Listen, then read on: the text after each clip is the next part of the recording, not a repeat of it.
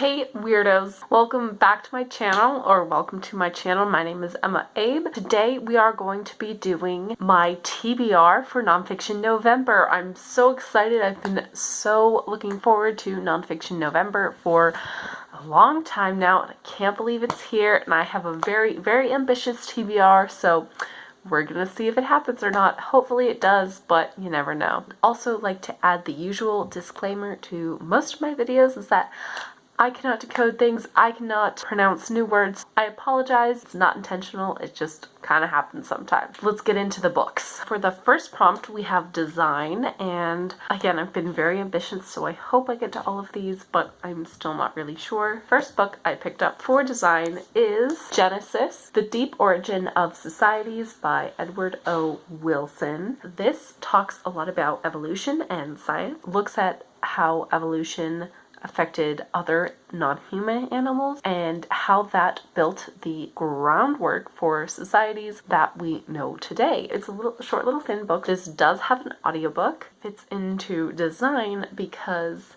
evolution designed us to be who we are. Not intentional design, just it applies.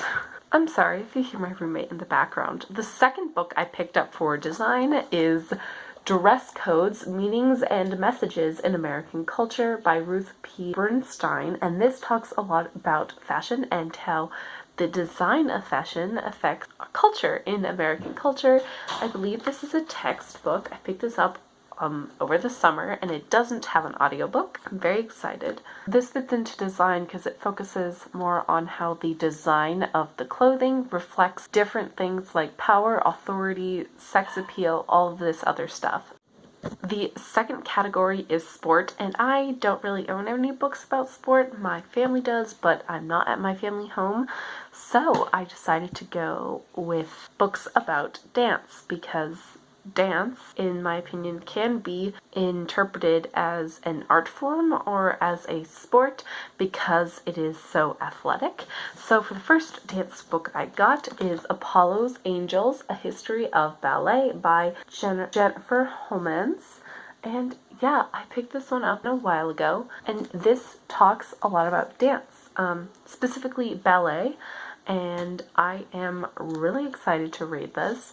This is long, probably the longest book that I've picked up for Nonfiction November, but this does have an audiobook, so you can bet that I will be listening to this and following along. I'm really, really excited to learn a little bit more about ballet, although I do know some, but I would like to know more. The next book that fits into the category of sports is Mao's Last Dancer. This is by Li Qingqin.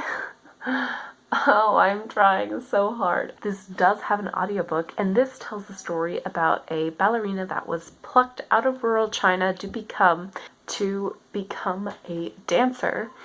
And this journey kind of takes him from China to America, and I think this is going to be really, really interesting. Fits into the category of sport because it talks a lot about dancing, and I'm really excited because this is about a male dancer.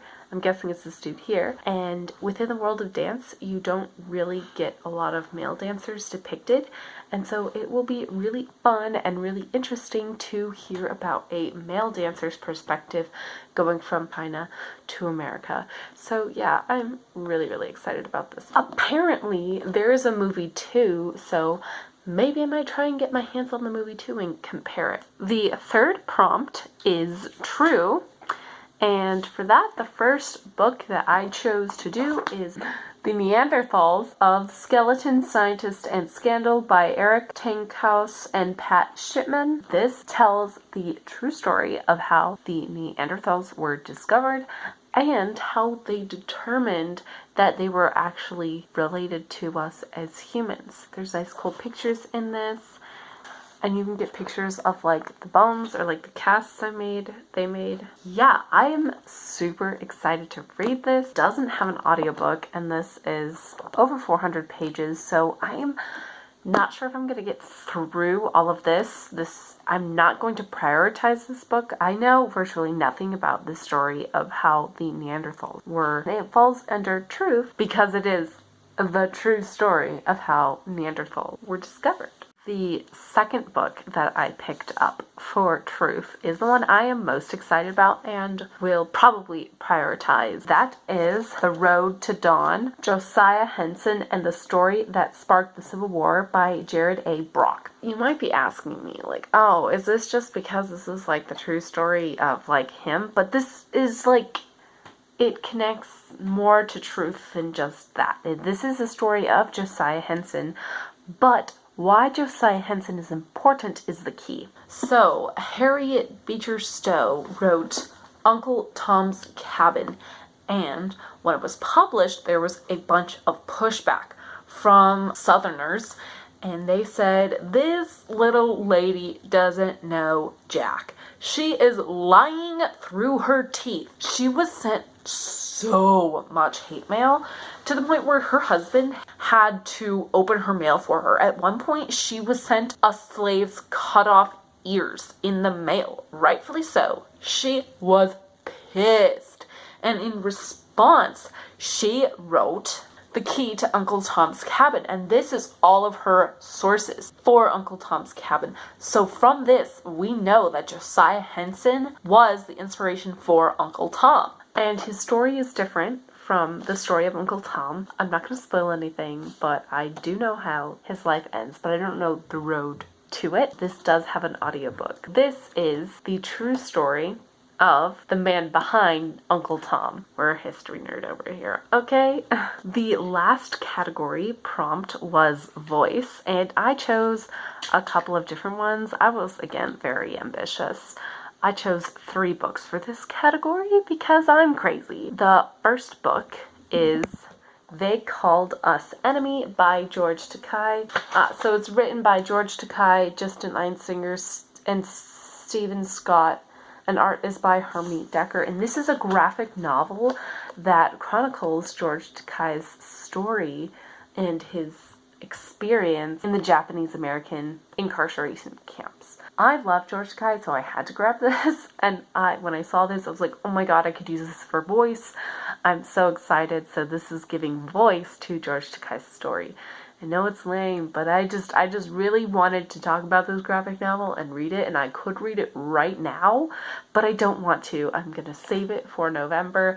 Plus I figured that I could definitely read this graphic novel and get that done so I would have something to cover voice. Because I'm being really ambitious in my TBR. The next book I picked up for voice is the one that I'm most excited for in the voice category, and that is The Good Women of China, Hidden Voices by Xin Ran. In case you didn't know what this book is about, this book tells a story about this radio drama that the author created to help give voice to many different women in China. And so I am super excited to read this. And this doesn't have an audiobook, and this takes place around the 80s, so right around when China was finally opening up its borders. I'm really excited about this book. The very last book that I picked up for my TBR for the prompt voice is The Girls of Atomic City, The Untold Story of Women Who Helped Win World War I by Denise Kieran.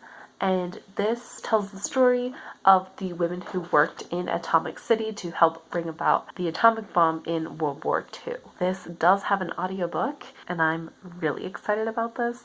I don't really want to know anything else. I know a little bit about what happened as far as the making of the atomic bomb, but it would be really cool to see the woman scientists and their role in making that happen. That's my TBR for Nonfiction November. I would say it's pretty ambitious because there's 4 books. These 4 books that do not have an audiobook, and I usually try to read about 1 book that doesn't have an audiobook every month to keep it going. But this month I'm gonna do 4, and that's not intimidating at all. That's very intimidating, especially because November is kind of when classes heat up. So we're gonna see if we fail this or not. I hope we don't fail this. I want to read all of these books, but I don't know if that's going to happen. I don't know if that was a mistake yet or not. We'll see, but I'm hopeful, I'm optimistic, we're just gonna see how the cards fall. Alright, thank you guys for watching. If you liked this video, leave a like or a comment down below. Let me know your thoughts on my picks. I'm so excited for Nonfiction November. I'm really excited. I'm gonna be super busy reading, and it's gonna be super busy with schoolwork, but that's okay. It's gonna be fine. It's not gonna be stressful at all. I'm so excited.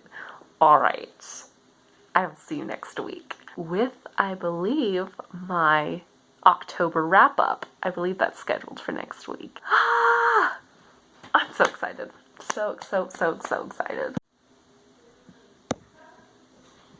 I really hope my roommate doesn't start being loud.